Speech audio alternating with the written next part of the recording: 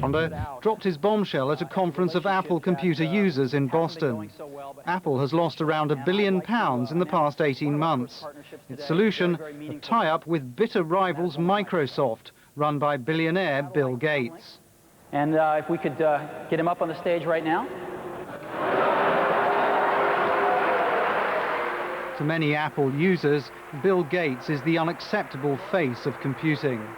We're very excited about the new release we're building. This is called Mac Office 98.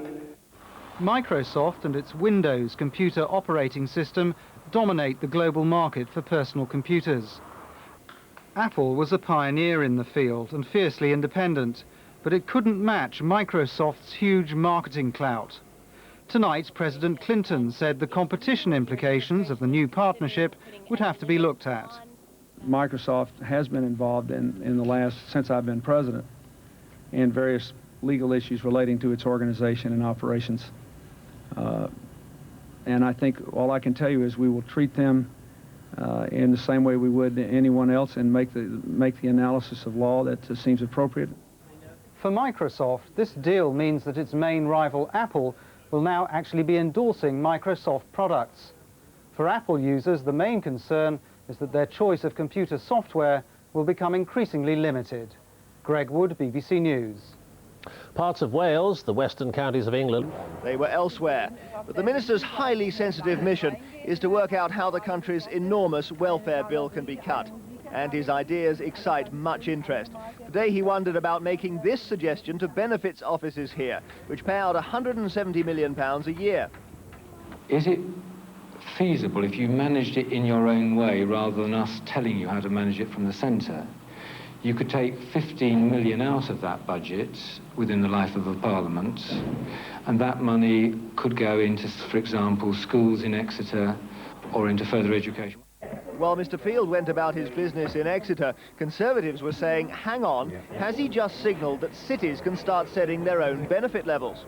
Will this mean that people who are in receipt of benefits in Wales, are they going to get less than people living across the border, perhaps in Bristol or down in Cornwall? I think this is going to cause a lot of confusion and a lot of animosity. Well, we welcome the innovation that is shown, because innovation is certainly needed in dealing with benefit reform. But we are concerned that a regionally devolved budget system would be extremely difficult to administer.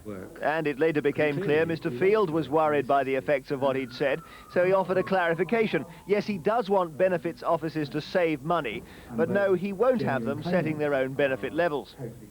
So a day when a key minister discovered it's one thing to think the unthinkable, something else to say it. The episode shows, interestingly, the boundaries within which even the radical Mr. Field is having to work. And it indicates just how big and how difficult the task of reforming welfare really is. Jeremy Vine, BBC News, Westminster. Shares reached an all-time high on the London Stock Exchange, but didn't let on at the time. I felt really good, the best I've actually felt all year almost, and just wanted to get through that heat and get to semis tomorrow, and then, you know, go all out tomorrow and try and get to the final, but I'm happy. But it wasn't to be. Tonight she's too upset to be interviewed. She may run again this season, but world and Olympic competition is behind her. I'm flabbergasted. I mean, I remember Sally after the heat, she was, you know, full of beans, she was really relaxed and really confident, so this is very disappointing. It brings to an end more than 10 years of competition. The gold medal at the Olympics in Barcelona in 1992, one of her greatest triumphs. But injury was to follow. She was out for most of 1995, but came back at the Atlanta Olympics last year, only to break down mid-race. This afternoon, she said she didn't want to repeat the experience, so withdrew as a precaution. Elsewhere, another shock departure. Britain's Tony Jarrett, silver medalist at the last 2 World Championships, was 6th in his semi-final and left the stadium in disbelief.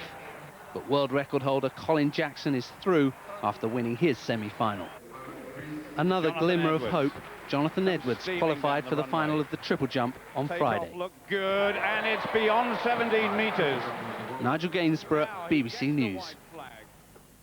And the main news again tonight, a 5-year-old child has been shot dead and a man believed to be his stepfather shot and seriously wounded in a crowded street in Bolton, Greater Manchester. Newsnight is on BBC.